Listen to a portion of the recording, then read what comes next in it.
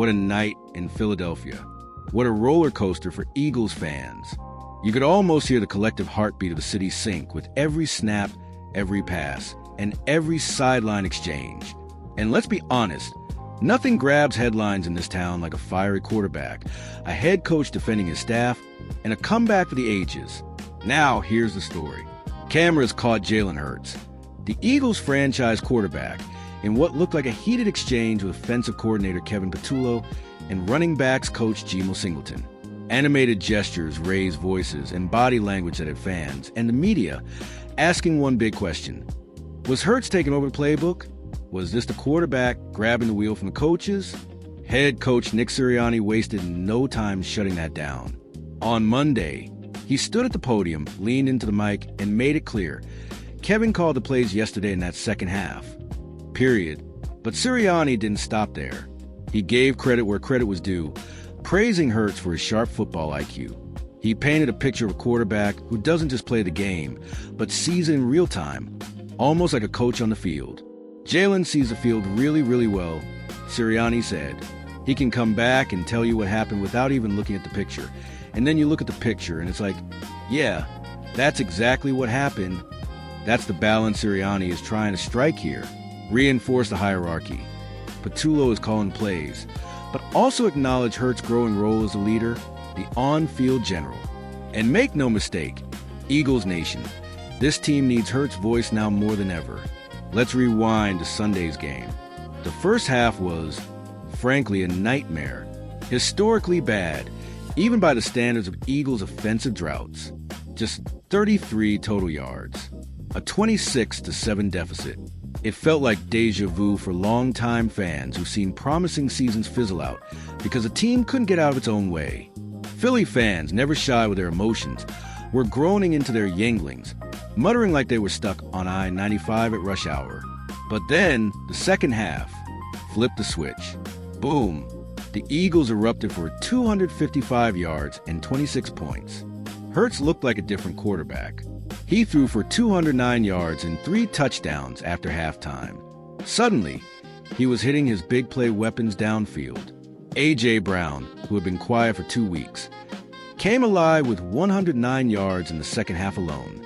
It was a Jalen Hurts, A.J. Brown connection fans have been waiting to see, the same chemistry that nearly carried the Birds to Super Bowl glory 2 seasons ago. And if you want drama, how about Jordan Davis? Yes, the defensive tackle, blocking a field goal and taking it back for a touchdown as time expired. That's the kind of play that doesn't just win you a game. It becomes part of Eagles lore, replayed on highlight reels for decades. After the game, Hurts didn't mince words. He called out the team's mentality, saying, "We got to get out of this play not to lose. We got to come out aggressive and play our game. You saw our game in the second half." A clear shot, not at individuals, but at a mindset.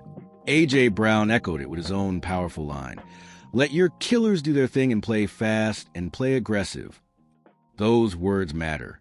They matter in a locker room full of veterans like Jason Kelsey, who's seen it all.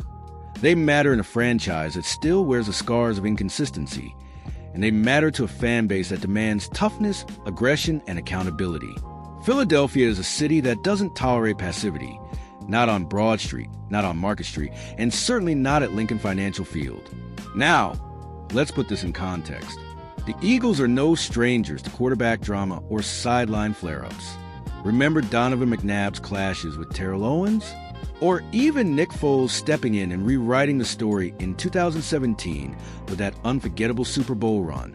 This franchise has always thrived on passion, sometimes chaos, and the ability to rally when it matters most. Hurts showing fire on the sideline, that's not dysfunction. That's Philly football.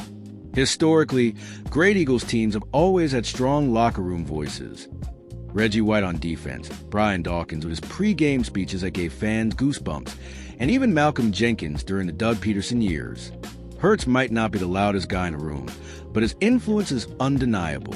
When he speaks, teammates listen. And when he shows emotion, when he demands better, it sends a signal across the roster. Let's talk numbers.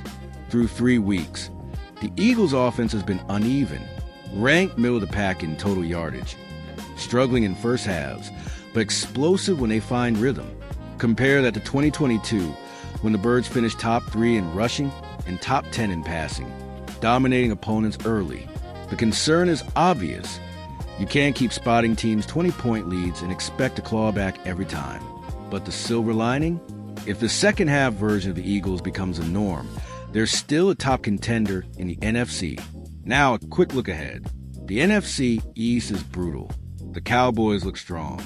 The Giants, well, they're the Giants, unpredictable as always. And the Commanders, despite all their front office changes, still play tough divisional ball. Every game counts. Every rivalry game is personal.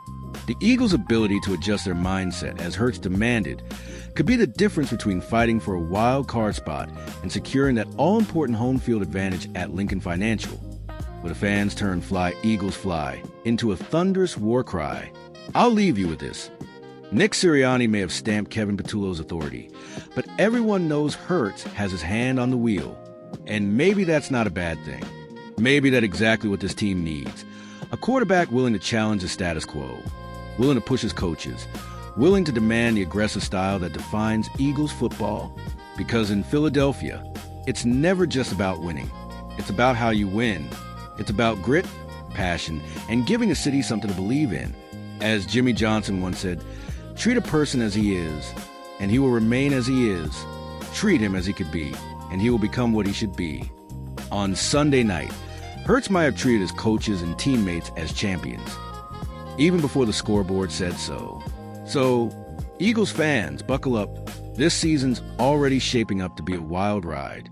Next week's game? Circle it, highlight it, tattoo it if you have to. Because if the second half Eagles team shows up from the opening whistle, the rest of the NFL better watch out.